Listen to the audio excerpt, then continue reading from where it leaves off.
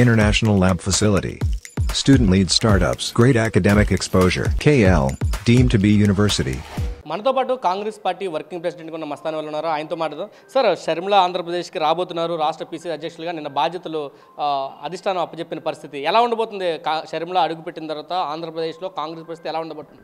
బ్రహ్మాండంగా ఉండబోతుంది. ఆంధ్ర ప్రజలు చాలా ఉత్సాహంగా ఎదురు చూస్తూ ఉన్నారు. మహానాయకుడు శ్రీ రాజశేఖర రెడ్డి గారి ఆశయాలను తూచా తప్పకుండా అమలుపరచగలిగినటువంటి మహానాయకురాలుగా ఎదగగలుగుతుంది. ఆ రోజు రాజశేఖర రెడ్డి గారు కాంగ్రెస్ పార్టీ 94-99 కష్టకాలంలో ఉన్నప్పుడు తిరిగి మరలా బలోపేతం చేయడంలో ప్రముఖ పాత్ర పోషించాడు.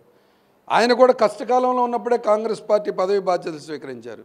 ఇవాళ కూడా కొన్ని ఇబ్బందికర పరిస్థితుల్లో ఉన్నటువంటి కాంగ్రెస్ పార్టీని ఆ మహానాయకురాలు, ఆ మహానాయకుడి బిడ్డగా ఒక ప్రత్యేకమైనటువంటి అనుబంధం ఉన్నటువంటి నాయకురాలుగా తప్పకుండా ఆంధ్ర రాష్ట్రంలో కాంగ్రెస్ పార్టీ ఒక బలోపేతమైన శక్తిగా వీలుంటే అధికారం చేపట్టే దిశగా కూడా అడుగులు పడతాయి.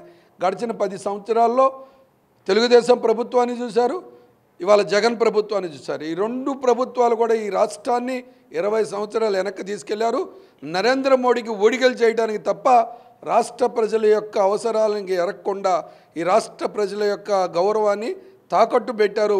విసిగివేశారిన ప్రజలు ఇవాళ షర్మిలమ్మ నాయకత్వాన్ని కోరుకుంటున్నారు. అంటే కాంగ్రెస్ పార్టీ అధిష్టానం ఆదేశాలు ఇచ్చిన కొద్దిసేపటికే రాష్ట్ర మంత్రిగాను అంబటి రాంబాబు కూడా ఎక్స్లో స్పందించాడు. ఆయన డాక్టర్ వైఎస్ఆర్ కీర్తిశేషులే, అలాగే కాంగ్రెస్ పార్టీ కూడా కీర్తిశేషులే అంటూ ఆయన కామెంట్ పెట్టిన పరిస్థితి ఎలా చూస్తారు?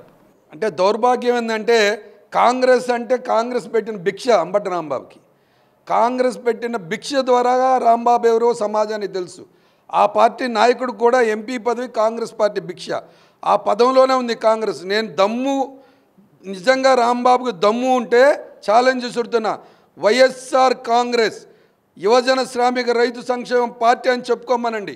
కాంగ్రెస్ అనే పదాన్ని తీసేసి కీర్తిశేషులు అనేటటువంటి మాటని, ఇది వైఎస్ఆర్ కాంగ్రెస్ కీర్తిశేషులు అనే మాటని రాజశేఖర రెడ్డి గారిని అవమానించినట్టే, భిక్ష పెట్టినటువంటి రాజకీయ పార్టీని అవమానించినట్టయితే దీనికి ప్రతిఫలం అంబటి రాంబాబు త్వరలో ఎదుర్కోబోతున్నాడని చెప్పి మీ ద్వారాగా రాంబాబుని హెచ్చరిస్తా ఉన్నాను. 2024 ఎన్నికలు దగ్గర పడుతున్నాయి. దాదాపు ఇంకా కేవలం నెల రోజులు 2 నెలల టైం మాత్రం నోటిఫికేషన్ రావడానికి. ఇప్పుడే కాంగ్రెస్ పార్టీకి ఎవరైనా టచ్లోకి వచ్చారా? ఎమ్మెల్యేలు కానీ, మాజీ ఎమ్మెల్సీలు కానీ, ఎమ్మెల్యేలు కానీ ఎవరైనా టచ్లోకి వచ్చారా?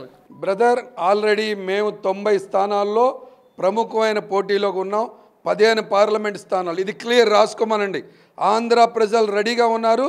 90 అసెంబ్లీ స్థానాలకి, 15 పార్లమెంట్ స్థానాలకి తీవ్రమైన పోటీలోకి ఇప్పటికే వచ్చారు.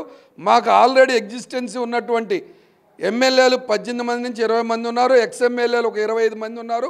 40 నుంచి 50 మంది దాకా ఆల్రెడీ మా కేంద్ర పార్టీ నాయకత్వంతో సంప్రదింపులు జరుపుతున్నారు. స్వయాన నా దగ్గరికి ఇవాళ ఎమ్మెల్యేలకు ఉన్నోళ్ళు 4-5 అనంతపురం నుంచి, కర్నూలు జిల్లా నుంచి, గుంటూరు జిల్లా నుంచి నాతో టచ్లో వచ్చినటువంటి పరిస్థితి.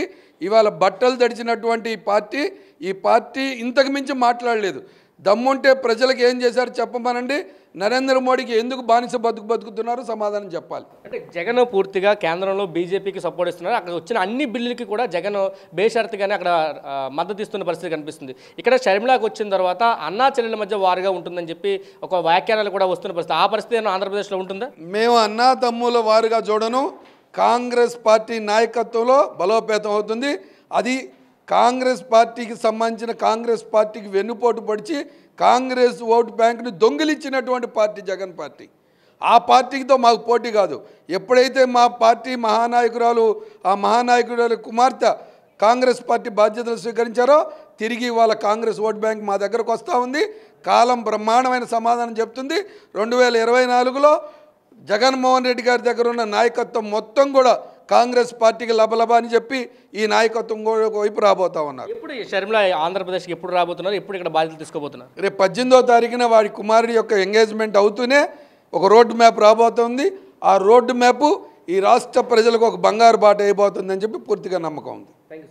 ఇది చెప్తున్నారు. పూర్తిగా వైఎస్ఆర్ కాంగ్రెస్ పార్టీలో కాంగ్రెస్ అనే పదాన్ని తీసేయాలని చెప్పి చెప్తున్న పరిస్థితి మస్తాన్ వలి గారు. అదేవిధంగా జగన్మోహన్ రెడ్డికి బీజేపీకి పూర్తిగా బానిస అయిపోయాడు, బీజేపీ నుంచి బయటికి రావాలంటూ కూడా హితవు పలుకుతున్నారు. షర్మిల కాంగ్రెస్ పార్టీని రాష్ట్రంలో మరింత ముందుకు తీసుకెళ్లడం కోసం అడుగులు వేస్తుంది, దాని విధంగా రూట్ మ్యాప్ కూడా రెడీ అవుతుందని చెప్పి మస్తాన్ వలి చెప్తున్నారు. కెమెరా పర్సన్ ప్రసాద్తో కలిసి సురేంద్ర RTV విజయవాడ నుంచి. మరిన్ని వీడియోస్ కోసం ఛానల్ ని సబ్స్క్రైబ్ చేయండి, లేటెస్ట్ అప్డేట్స్ కోసం వాట్సాప్ ఛానల్ ని ఫాలో చేయండి అండ్ లింక్ డిస్క్రిప్షన్ లో ఉంది.